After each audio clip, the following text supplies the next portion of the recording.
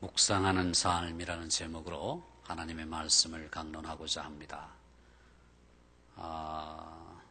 4월 20일이 장애인의 날이었습니다. 장애인들은 그날을 잘 알고 계시지만 우리 비장애인들은 그날이 있는지도 잘 모르고 지날 때가 많은 것이 사실입니다. 우리나라에서는 1981년부터 이 장애인의 날을 지켜왔습니다. 4월 20일을 장애인의 날로 정한 것은 4월이 1년 중에 모든 만물이 소생하는 달이어서 장애인들의 재활 의지를 부각시킬 수 있다 하는 데에 의미를 둔 것이라고 합니다. 20일을 또 장애인의 날로 정한 것은 다른 기념일들과 중복이 없도록 하기 위해서 그렇게 20일을 장애인의 날로 정했다 그렇게 말합니다. 1981년 동일한 해에 유엔 총회에서는 장애인의 완전한 참여와 평등을 주제로 세계 장애인의 해를 선포하고 세계 모든 나라에서 이 기념사업을 추진하도록 권장했는데 우리나라에서는 그 세계 장애인의 해를 기념으로 해서 1981년 4월 20일을 제1회 장애인의 날로 기념 행사를 갖기 시작했다고 합니다. 이제 우리나라의 특수성을 감안해서 장애인의 인권 헌장이 만들어졌는데 그것이 14개 조항으로 이루어져 있습니다. 관심 있으신 분들은 매스컴을 통해서 들으셨을 테지만 우리가 다시 한번 상기하기 위해서 제가 그 조문을 읽어드리겠습니다. 첫째, 장애인은 모든 인간이 누리는 기본 인권을 당연히 누려야 하며 그 인격의 존엄성은 충분히 존중되어야 한다.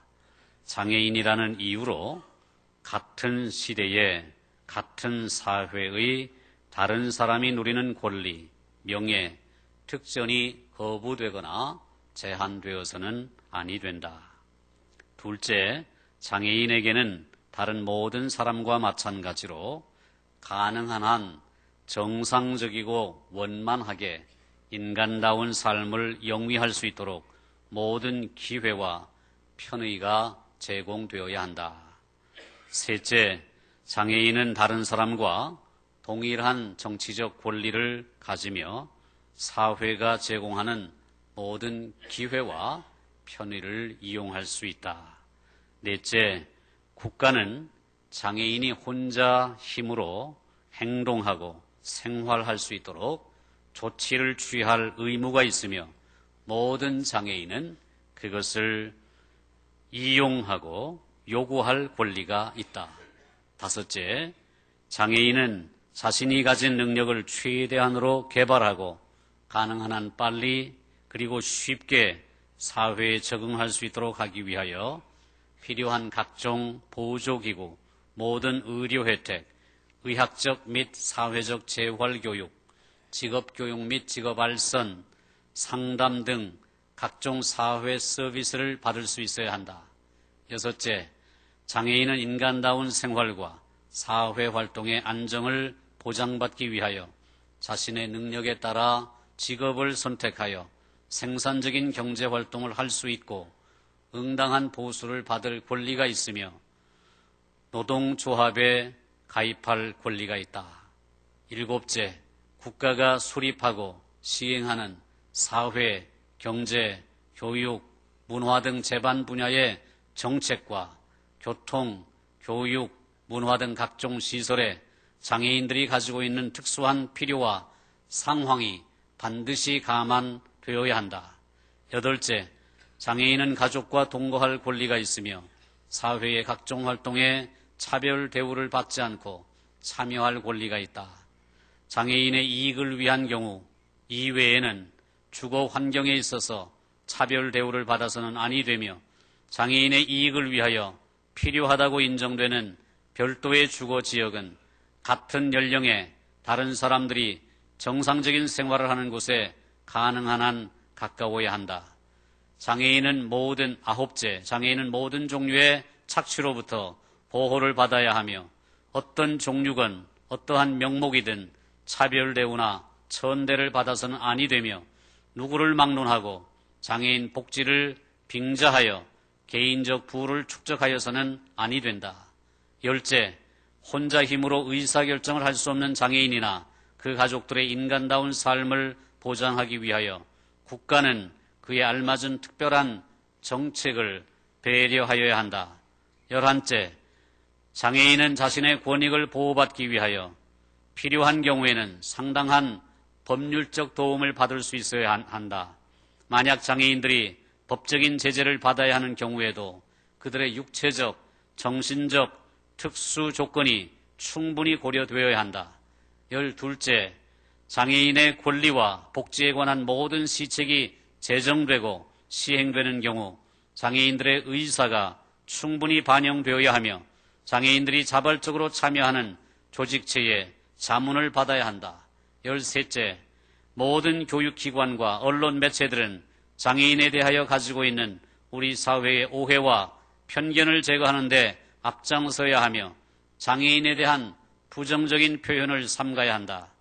마지막 열넷째, 장애인과 그 가족 그리고 장애인 단체들은 이 선언에 포함된 모든 권리에 대하여 충분한 정보를 얻을 수 있어야 한다. 이것이 우리 대한민국의 장애인 인권 헌장입니다. 이 14개 조항은 많은 좋은 말들로 가득 채워져 있습니다.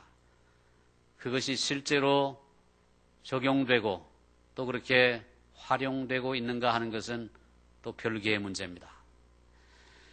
장애인들의 인권을 보호하려는 다양한 노력들로 이제는 장애인들의 인권에 대한 생각, 그것을 인권 감수성이라고 합니다.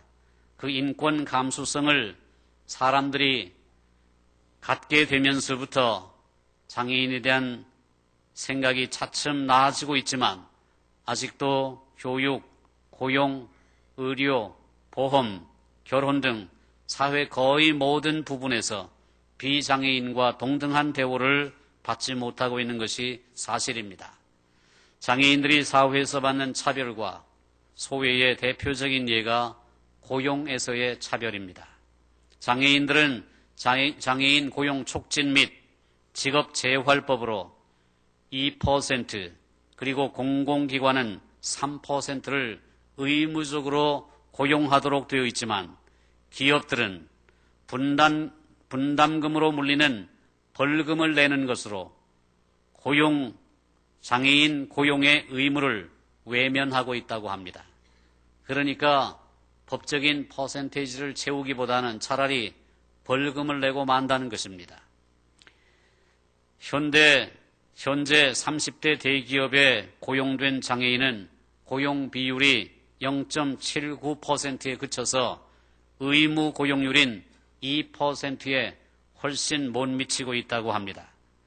이것은 기업들이 인권의식이 없어서가 아니라 장애인을 고용할 경우에 생산성이 떨어진다고 생각하기 때문입니다.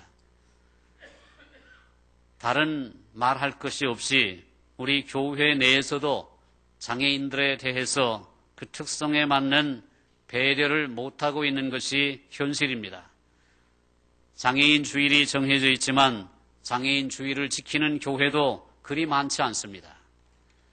그래도 감사하고 다행한 것은 우리 교회는 장애인들이 이 예배 장소인 3층 본당까지 휠체어를 타고 올라올 수 있는 길이 있지만은 대부분의 교회는 장애인들이 휠체어를 타고 예배 장소까지 접근하는 것조차도 어려운 것이 현실입니다.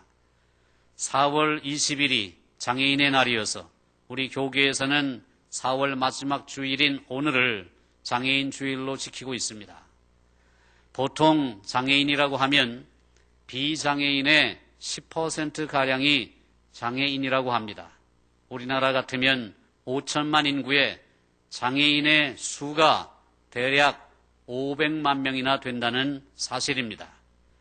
사실 그러나 우리의 눈에 장애인이 그렇게 많아 보이지는 않습니다. 그 이유가 무엇이냐 하면 실제 장애인 인구 가운데 90%가 넘는 사람들이 시설이 아니라 집에 있는 재가 장애인이기 때문이라고 합니다. 특히 재가 장애인 중에서도 선천성 장애를 안고 태어났거나 어린 시절에 장애를 가지게 된 경우에는 외부와의 접촉이 거의 없이 고립된 생활을 하고 있습니다. 가족들도 장애를 가진 식구가 밖으로 나가는 것을 원치 않으며 집이라는 울타리 안에서만 그들을 보호하려고 한다는 것입니다. 그리고 장애인 자신도 밖으로 나갈 경우에 겪게 될 어려움에 대한 두려움 때문에 집안에 갇혀 지내기가 쉽다는 것입니다. 요즘엔 사회복지시설이나 또 사람들의 인식이 20, 30년 전에 비하면 좋아진 편이라서 조금씩 재가 장애인들도 바깥 나들이를 하기도 하지만 여전히 그 숫자는 미미하다는 것입니다. 그렇기 때문에 자연스럽게 그들은 복음의 사각지대에 놓여 있습니다. 특히 국가의 사회복지 서비스가 좋아지면서 예전에 선교단체에서 봤던 섬김이 사회 기능화되어 겉으로는 장애인의 삶의 여건이 윤택해졌는지는 몰라도 내면을 치유하는 영적인 환경은 더욱 열악해졌다는 것입니다. 그리고 현재 기독교인의 수의 0.2%, 많아야 2% 이내가 장애인이라고 합니다. 우리가 예수 믿는 사람들이 국민 전체의 20% 혹은 25% 이런 얘기를 하는 것을 보면 장애인 중에 예수 믿는 사람들이 얼마나 적은가 하는 것을 우리가 알게 됩니다. 그러니까 전체 장애인 중에서 예수를 믿는 장애인의 수가 그리 많지 않다는 사실입니다. 예수님께서는 세상 끝까지 복음을 전하라고 하셨고 예수님 자신이 스스로 육신의 옷을 입고 가난하고 소외된 빈민의 마을 갈릴리 나사렛에서 자라났습니다. 그리고 그 갈릴리 땅에서 거의 한평생을 지내셨습니다. 장애인 선교는 바로 그 갈릴리의 소외된 이웃들에게 예수 그리스도를 전하는 귀중한 사역입니다. 미국의 해럴드 윌키라고 하는 목사님이 계십니다. 그 목사님은 두 팔 없이 태어난 장애인입니다. 태어날 때부터 아예 팔과 손이 없었습니다. 그런데 그의 부모님은 깊은 기독교 신앙인이었습니다. 엄청난 아픔과 고통의 시간을 지나며 그 아들로 하여금 손을 가진 사람처럼 살아갈 수 있도록 그 부모님이 인도해 주었습니다. 그들은 자기 아들이 비록 장애인으로 태어났지만 훌륭한 인생을 살 수 있을 것이라고 믿었고 하나님의 도우심으로 그 모든 것이 진정으로 잘 되어 가리라고 확신했습니다. 그러한 확신이 아들에게 여러 가지 형태로 표현되곤 했습니다.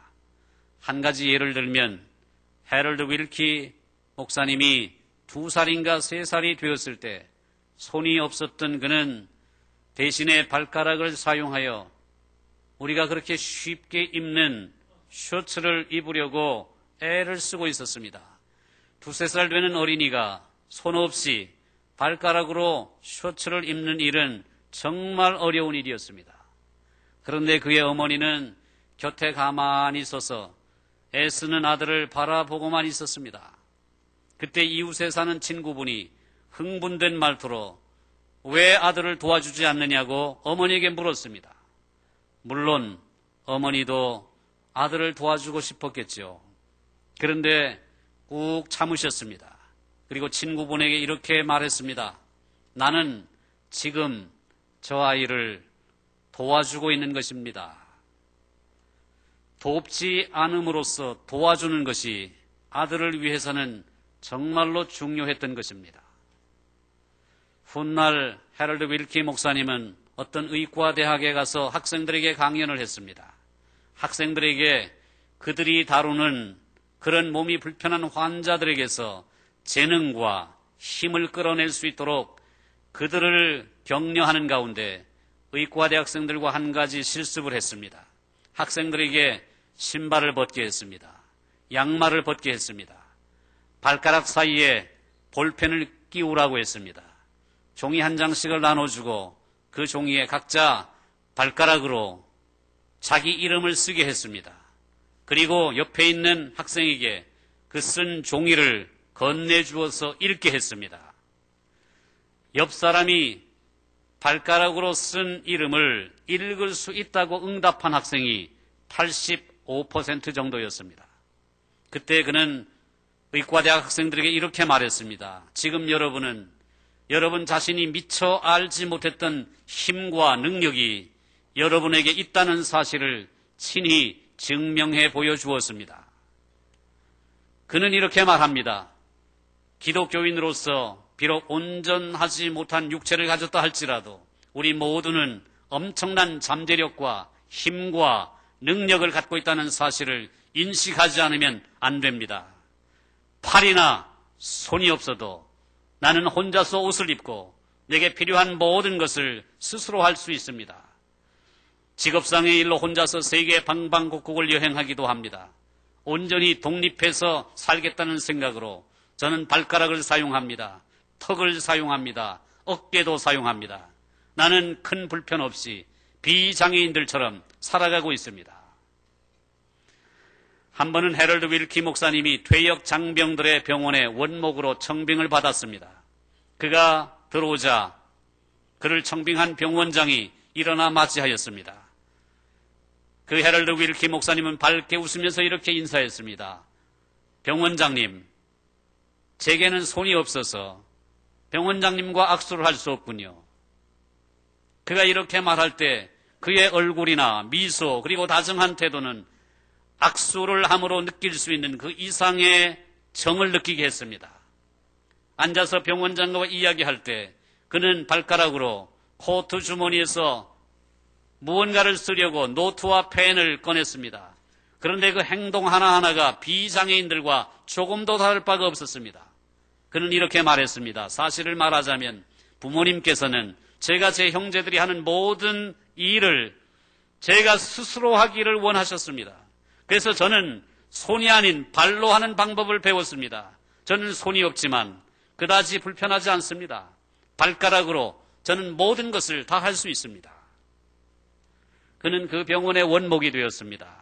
직원들과 환자들은 일반 사람들이나 의사들에게서 볼 수 없는 그런 놀라운 모습을 그 원목을 통해서 보게 되었습니다.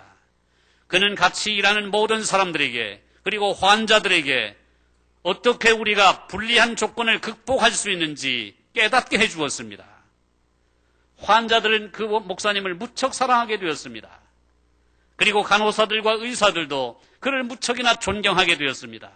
그는 모든 사람들에게 특별히 희망을 잃고 소망을 잃은 사람들에게 엄청난 희망을 안겨주었습니다. 그리고 그들에게 새로운 노력을 경주하도록 동기를 부여해 주었습니다. 하면 됩니다. 하나님의 은혜를 힘입으면 못할 것이 없습니다. 그리고 그는 성한 사람들에게 종종 부족하고 무능하고 어려운 것들을 탄식하는 자신들의 모습에 대해서 부끄러운 마음이 들게 했습니다. 나 같은 사람도 하나님의 은혜로 이렇게 모든 것을 할 수 있는데 어찌하여 낭망하십니까? 그런 도전을 준 것입니다. 사랑하는 성도 여러분, 오늘 우리가 택한 본문의 말씀은 예수님의 형제 야고보의 성경입니다. 아마 예수님의 형제 야고보는 어린 시절 예수님과 함께 나사렛이라고 하는 가난한 동네에서 자랐을 것입니다. 나사렛이라는 동네는 분명히 보잘것없는 동네였음이 틀림없습니다.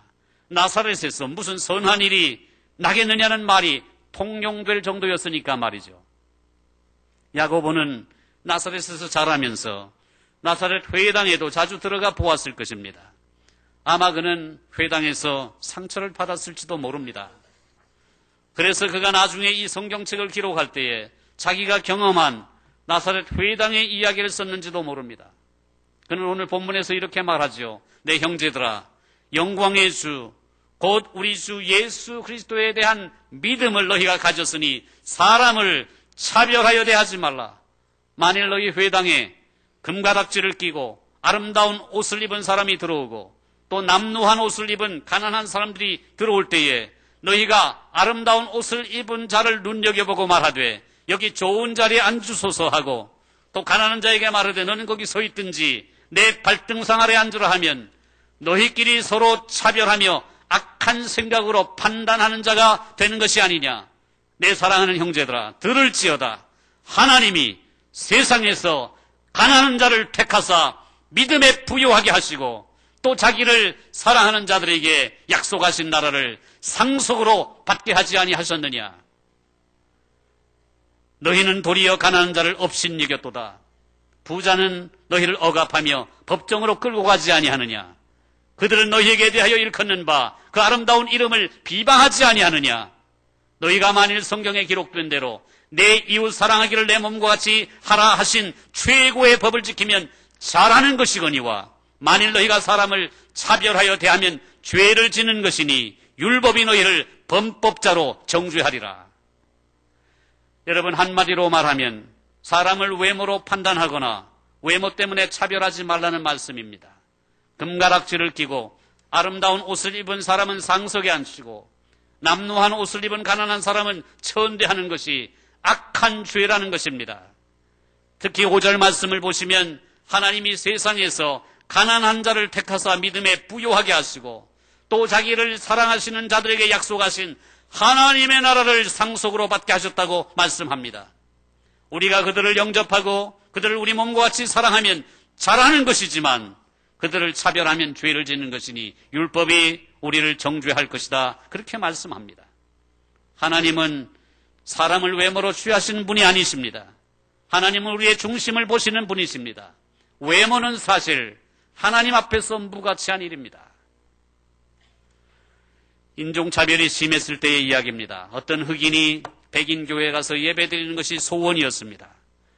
그러던 어느 주일 흑인은 목욕을 깨끗이 하고 자기가 가진 가장 제일 좋은 옷을 입은 다음에 성경책과 찬송가를 소중히 들고 백인 교회에 들어가려고 했습니다. 그러나 받아줄 리가 만무했습니다. 단 한 번만이라도 들어가게 해달라고 졸랐지만 허락을 받을 수가 없었습니다. 그는 자신이 백인이 아니고 흑인인 것에 뼈저린 아픔을 느끼면서 그 교회의 바깥들 계단에 엎드려 대성통곡을 하며 기도했습니다. 기도하는 중에 예수님으로 보이시는 한 분이 흰옷을 입고 자비로운 모습으로 나타나셨습니다. 그는 반가워서 부르짖었습니다. 오 주님, 제가 흑인이라는 이유만으로 주님의 이 교회에 들어갈 수가 없습니까? 그때 주님이 그 흑인을 위로합니다. 형제여, 사실 나도 이 교회에 한 번도 들어가 본 적이 없다네. 사랑하는 성도 여러분, 사랑이 없는 곳에 주님이 계실 리가 없지 않겠습니까? 종교적 의식과 경건의 모양이 있다고 할지라도 이웃을 사랑하지 않으면 복음을 가리우는 것입니다. 그래서 베드로 사도도 이렇게 말씀하지 않습니까? 너희 단장은 머리를 꾸미고 금을 차고 아름다운 옷을 입는 외모로 하지 말고 오직 마음에 숨은 사람을 온유하고 안정한 심령에 썩지 아니할 것으로 하라. 이는 하나님 앞에 값진 것이니라. 아멘. 오늘 설교의 제목이 묵상하는 삶입니다. 왜 묵상하는 삶으로 정했는가? 우리 그리스도인들에게는 묵상하는 삶이 필요합니다. 우리의 주변의 것들, 그것이 사람이든 동물이든 사물이든 세상을 바라보는 방식이 직관이 아니라 묵상이 필요합니다. 세상을 바라보는 방식에는 두 가지가 있다고 합니다. 하나는 조작입니다. 내가 마음대로 조종하는 것입니다. 다른 하나는 존중입니다. 조작은 우리의 오만에서 비롯되고 존중은 우리의 겸손에서 시작됩니다. 이 두 가지 삶의 방식 중에 하나님의 형상을 닮은 것은 당연히 존중입니다. 하나님은 한 나라의 흥망성쇠부터 참새 한 마리가 땅에 떨어진 것까지 하나님께서 지으신 세상을 돌보시는 분이십니다. 우리의 인생의 날수부터 머리카락의 숫자까지 세상 만물이 하나님의 돌보시는 섭리의 눈빛 아래에 있습니다. 그런 관점으로 세상을 보면 마음속에 경외의 반응이 우러나게 되어 있습니다. 경외의 상실은 심각한 결과를 낳습니다. 자만에 젖어 경외의 마음을 잃게 되면은 우리가 사는 이 세상은 한낱 시장터가 되고 맙니다. 17세기에 미국의 어느 청교도의 묘비에 이런 글귀가 새겨져 있다고 하지 않습니까? 린 러브의 묘. 린 러브, 사람 이름입니다. 린 러브의 묘. 거기에 이런 글귀가 비문에 적혀 있습니다. 생전에 주님께서 그에게 붙이신 98명의 인디언을 죽이다. 뉴욕주 자택에서 예수님의 품 안에 잠들 때 연말까지 100명을 채우는 것이 그의 꿈이었다. 믿어지십니까? 예수 잘 믿는 청교도의 묘비에 그런 글귀가 새겨져 있다는 것을 말입니다. 예수님을 주님이라고 부르는 이들이 이런 일을 자랑 삼았다는 것이 상상이 안 됩니다. 수많은 그리스도인들이 노예를 소유하고 장애인과 여성을 차별하고 보란듯이 유태인을 학살한 것이 상상이 안 되듯이, 그러나 그 모든 것들이 엄연한 역사적 사실입니다. 그들은 마치 일용품이라도 되듯이 인디언을 사고 팔고 써먹고 버렸습니다.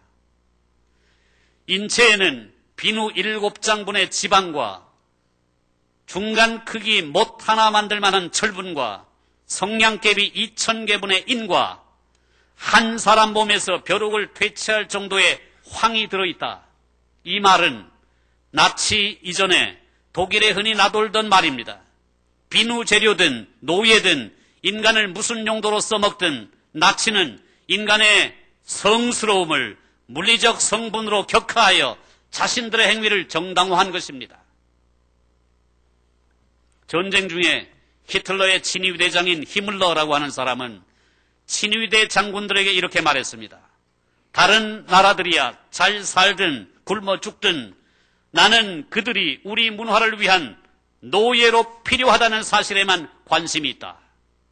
10,000명의 러시아 여자가 대전차 참호를 타다가 탈진해서 쓰러지든 말든 나는 독일의 대전차 참호가 완성되는 것에만 관심이 있다.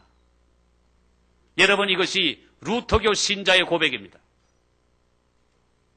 우리가 장애인이든 비장애인이든 남자든 여자든 우리는 물리적 성분 이상의 가치가 있습니다. 우리 모두는 다 같이 하나님의 형상으로 지음받은 존귀한 존재입니다. 장애인이든 비장애인이든 남자든 여자든 빈한자든 부한자든 귀한자든 천한자든 다 하나님의 형상으로 지음받은 존귀한 존재입니다. 영화 엘러펀트가 있습니다. 엘러펀트는 코끼리죠. 그 코끼리라는 영화 엘러펀트에서 주인공 존 머릭이 나옵니다. 존 머릭은 태어날 때부터 귀형아로 태어났습니다. 그의 얼굴 생김새가 코끼리처럼 생겼다고 해서 엘러펀트라는 별명이 붙었습니다. 런던의 한 기차역에서 그를 뒤쫓아 화장실 아래 몰아넣은 폭력단은 그의 몸에 그 기괴한 형상밖에 보지 못했습니다. 저 사람을 잡아다가 서커스에서 저 사람을 통해서 돈을 벌면 좋겠다, 그렇게 달려든 것입니다.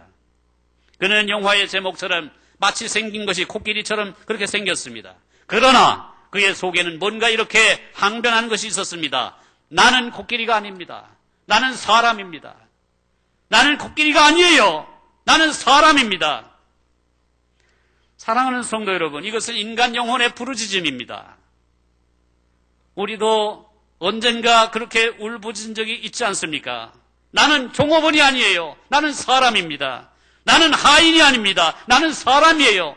나는 물건 파는 기계가 아닙니다. 나는 사람입니다. 나는 설거지하는 세척기가 아니에요. 나는 사람입니다. 나는 당신의 향락을 위한 도구가 아니에요. 나는 사람이에요. 여러분, 우리 주변에 얼마나 이런 일들이 많습니까? 우리 모두에게는 가슴이 있습니다. 우리 모두에게는 영혼이 있습니다. 우리 모두에게는 마음이 있습니다. 그리고 희망이 있습니다. 꿈이 있습니다. 감정이 있습니다. 나는 하나님의 형상으로 지음받았습니다. 그분은 내 이름을 아십니다. 내 기도를 들으십니다. 나를 사랑하십니다. 하나님도 나를 향해 희망이 있습니다. 하나님도 나를 향해 꿈을 갖고 계십니다. 하나님도 나를 향해 감정을 갖고 계시고 기대를 갖고 있습니다. 그러니까 우리에게는 묵상하는 삶이 필요합니다. 삶의 걸음걸이를 늦추는 훈련이 필요합니다. 직관이나 선입견이 아니라 깊은 묵상에서 우러나오는 삶의 방식 말입니다. 존중 말입니다. 실로 묵상하는 삶에는 성스러움이 있습니다. 장애인이나 비장애인을 차별하지 아니하고 가난한 자나 부자를 차별하지 아니하고 금가락지를 낀 사람이나 남루한 옷을 입은 사람을 차별하지 아니하고 그들 모두를 성스럽게 대하는 삶, 그 삶을 위해서는 우리에게 묵상하는 삶이 필요합니다. 오늘 장애인 주일을 맞이하여 이 묵상하는 삶을 통해 우리가 만나는 모든 사람을 성스럽게 대하는, 그리고 짧은 인생 속에서 지극히 그 성스러움을 날마다 경험하며 사시는 여러분 되시기를 주님의 이름으로 축원합니다. 축원합니다. 기도하십시다.